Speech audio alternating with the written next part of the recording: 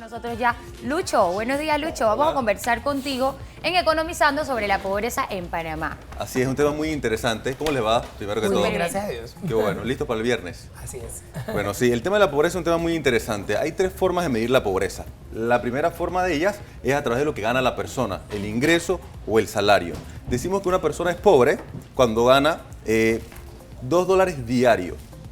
Sobrevive o vive con $2 diarios. Y decimos que esa persona tiene pobreza extrema, que es como un rango un poquito, digamos, es peor, que es esa persona que sobrevive con $1 diario.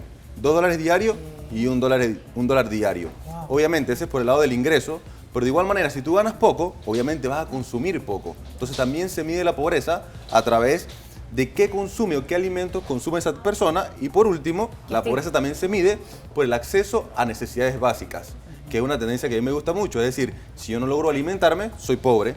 Si yo no logro transportarme a mi lugar de trabajo, yo debo ser considerado pobre.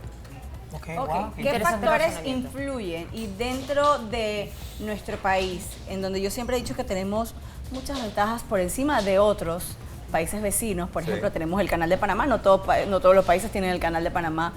¿Será que, desde mi punto de vista, yo pienso que la pobreza está mal, o sea, la riqueza está mal distribuida? ¿Será que por eso hay gente pobre en nuestro país? Porque las riquezas están mal distribuidas. Así es, Erika, es como tú dices. Y realmente pasa algo. En la pobreza no nos hemos preocupado por esas personas que ganan $2 diarios, es decir, como $60 mensuales, y tampoco por esa persona que sobrevive con $1 diario. Y eso no es un tema de hoy y ni de ayer, es un tema que viene hace mucho tiempo. Y un país no debería tener tanta pobreza.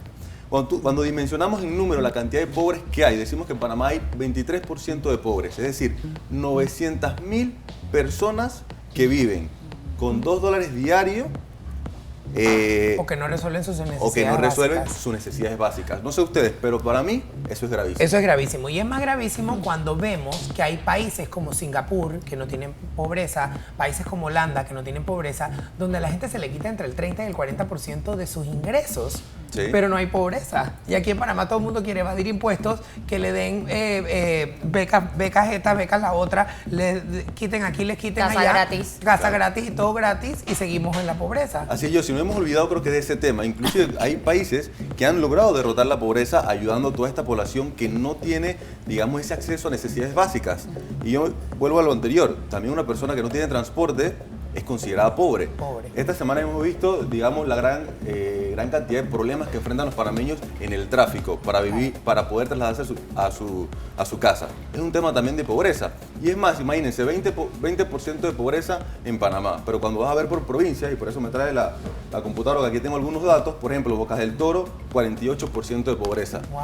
Y no es tan complicado, porque cuando vas a ver Bocas del Toro, la mayor cantidad de fracasos en las escuelas vienen de Bocas del Toro. Entonces, el tema de pobreza, y ahí digo un poco con la pregunta que tú me hacías, el tema de la pobreza también viene relacionado con el tema de educación. ¿Puedes mostrarnos esos datos? Son muy interesantes. Bueno, si se los digo rapidito, por ejemplo, las mayores provincias con pobreza son Bocas del Toro con 48%, imagínate, Darién, 47%. Bocas del Toro y Darién. Exacto. ¿Y por qué Darién?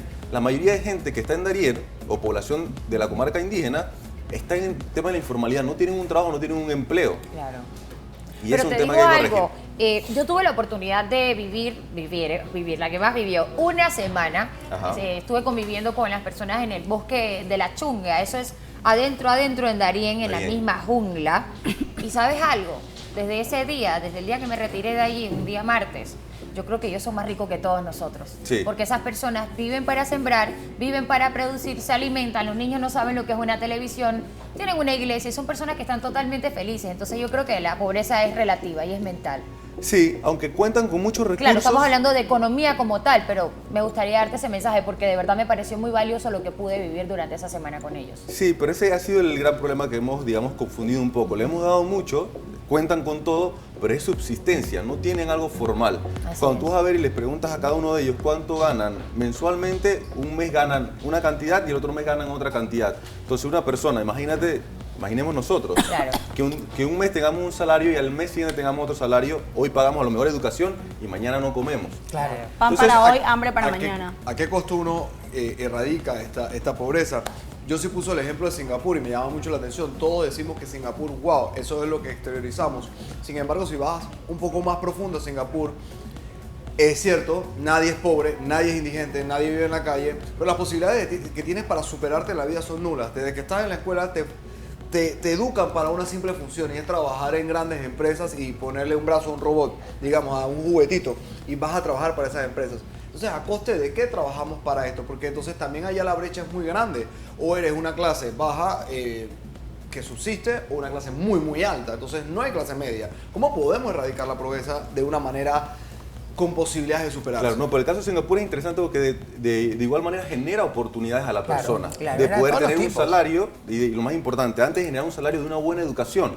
Acá nuestras escuelas empiezan, por decir una fecha, deben comenzar en enero y nuestras escuelas empiezan en marzo. ¿Por qué? Porque la infraestructura es mala.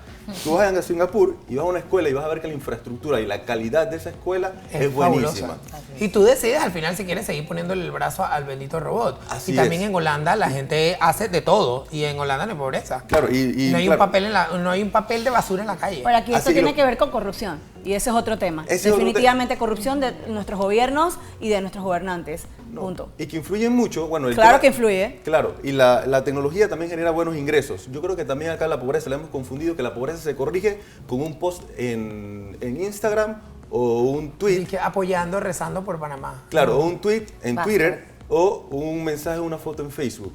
Señores, la pobreza no se trata de eso.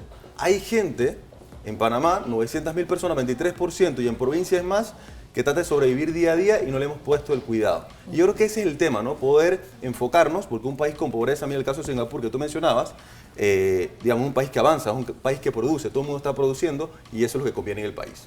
Y apoyo más a la clase media, que es la que sostiene este país. Muchísimas gracias, Luis Morán. Tu información de contacto. Bueno, traes mi cuenta de Instagram, @Lucho Morán, y mi cuenta de Facebook, un fanpage que tenemos como Luis Alberto Morán. Los espero allá. Muchísimas gracias.